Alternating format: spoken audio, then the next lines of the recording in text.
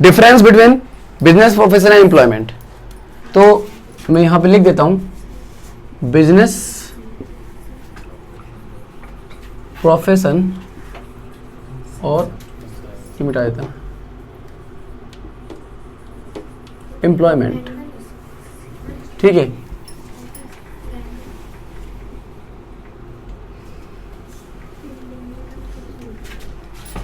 देखो नेचर लिख देंगे, समझा देंगे, बस टॉपिक नहीं लिखूंगा पूरा। पहले आपका कमेंसमेंट, कमेंसमेंट करने का मतलब था शुरुआत करना। अगर स्टार्ट करना है तो बिजनेस को स्टार्ट करने के लिए आपको कैपिटल की जरूरत होती है, पैसे की जरूरत होती है। ठीक है, पूंजी, मशीनरी, रॉ मटेरियल, इन सब की जरूरत होती है। ठीक है, प्रोफेशन को स्टार्ट करने के लिए आपको स्पेशल नॉलेज एंड स्किल्स की जरूरत होती है। ठीक है, और एम्प्लॉयमेंट की जरूरत है, जो एजुकेशनल क्वालिफिकेशन जो जैसी मांग रहा है, जैसी जॉब पे लगना चाहते हो। कोई किसी ने एमबीए मांगी तो एमबीए चाहिए होगी आपको, किसी ने 12th पास मांगी तो 12th पास चाहिए होगी। ठीक है, जिस तरह की जॉब होगी, जैसी जॉब होगी, वहाँ पे उस तरह की रिक्वायरमेंट होगी, स्टार्ट हो जाएगा। ठीक है ना, अपॉइंटमेंट लेटर मिलता है इसके अंदर, और अपॉइंटमेंट लेटर मिलते ही जो आपका जॉब स्टार्ट हो जाता है। नेक्स्ट है आपका नेचर ऑफ वर्क। अगर इसके अंदर नेचर ऑफ वर्क देखा जाए तो बिजनेस के अंदर जो है प्रोडक्ट मतलब गुड्स एंड सर्विसेज का प्रोडक्शन करा जाता है, और प्रोडक्शन करके बेचा जाता है, या फिर परचेज करके बेचा जाता है। ठीक है, जबकि इसके अंदर क्या है, पर्सनल सर्विसेज होती है। ठीक है, डॉक्टर या लॉयर जो होते हैं, ठीक है, या प्रोफेशनल्स होते हैं, ठीक है, वो अपनी सर्विसेज दूसरों को दे रहे होते हैं। Work allotted by the employer according to contract, employer के द्वारा जो काम दिया गया होगा आपको, जो कॉन्ट्रैक्ट में लिखा गया होगा, वो काम आपको करना होता है यहाँ पे। ठीक है, नेक्स्ट आपका इन्वेस्टमेंट के बारे में।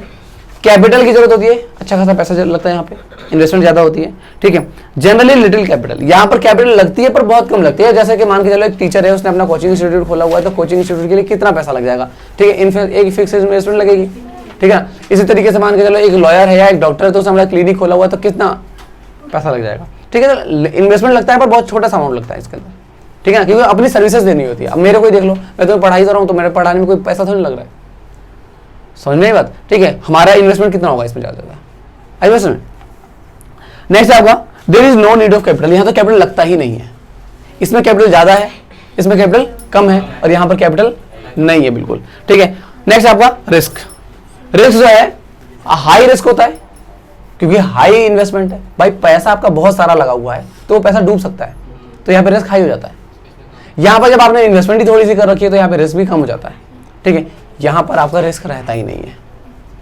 ठीक है जी, नेक्स्ट आपका क्वालिफिकेशन के बारे में बात करें तो यहाँ पर क्वालिफिकेशन की रिक्वायरमेंट नहीं होती है।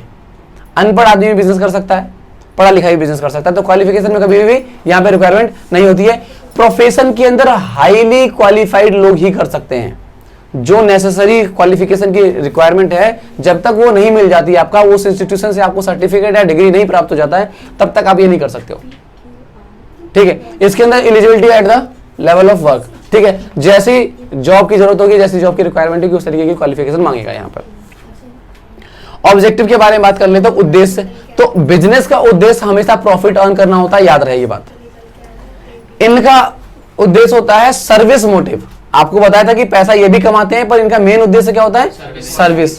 ठीक है ना, यहाँ पर क्या होता है आपका ऑब्जेक्टिव जो है to earn income through the salary and wages. यहाँ पे सैलरी या वेजेस के थ्रू जो है अपनी इनकम को अर्न करना होता है। ठीक है जी, नेक्स्ट है ट्रांसफर ऑफ इंटरेस्ट। यहाँ पर जो है अपना इंटरेस्ट ट्रांसफर कर सकता है। इंटरेस्ट मतलब मेरा बिजनेस था, मैंने अपने बच्चे को बिजनेस दे दिया, उसने अपने बच्चे को बिजनेस दे दिया, और इस तरीके से पीढ़ी दर पीढ़ी जो है इंटरेस्ट ट्रांसफर जो है बिजनेस हो सकता है। क्या प्रोफेशन हो सकता है? डॉक्टर अपना बिजनेस डॉक्टर किसी अपने बच्चे को दे सकता है? नहीं दे सकता, जब तक वो दोबारा वो अब डॉक्टर ना बन जाए। हर किसी को करने के लिए खुद अपना सेल्फ स्किल तैयार करनी पड़ेगी। ठीक है, वो नॉलेज लेनी पड़ेगी और डॉक्टर बनना पड़ेगा। ये आप ट्रांसफर नहीं कर सकते हो। ठीक है ना। नेक्स्ट है आपका टू अर्न इनकम कहते हैं an employee has also can not transfer the interest. इसमें भी नहीं ट्रांसफर कर सकते। लोगों को लगता है कि पहले के टाइम में सरकारी नौकरी वाले अपने बच्चों को सरकारी नौकरी ट्रांसफर कर देता है, ऐसा कुछ नहीं है, और अब तो बिल्कुल भी नहीं है। समझ में आई बात? कोई नौकरी जो है किसी दूसरे के ऊपर ट्रांसफर नहीं होती है। वो केस अलग है कि एक्सीडेंटल केस हो गया तो आपको दूसरी जॉब मिल जाएगी, पर वो जॉब ट्रांसफर नहीं होती है। आई बात समझ? नेक्स्ट है आपका टेस्ट ऑफ इफिशियंसी। तो यहां पर कौन कितना काबिल है कैसे पता चलेगा? कितना प्रॉफिट अर्न कर रहे हो उससे।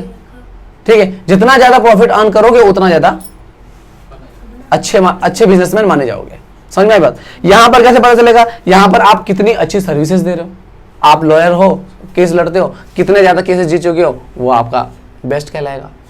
समझ में आई बात। और इसके अंदर कैसे बताया, डेडिकेशन टू जॉब, आपको जॉब करने का कितना डेडिकेशन है, कितना मन लगा करके कितना आगे, कितना ऊंचाइयों पे जा रहे हो आप जॉब में, ठीक है। तो इससे आपकी पता चलता है कि कितना बेस्ट हो आप। नेक्स्ट आपका कोड ऑफ कंडक्ट।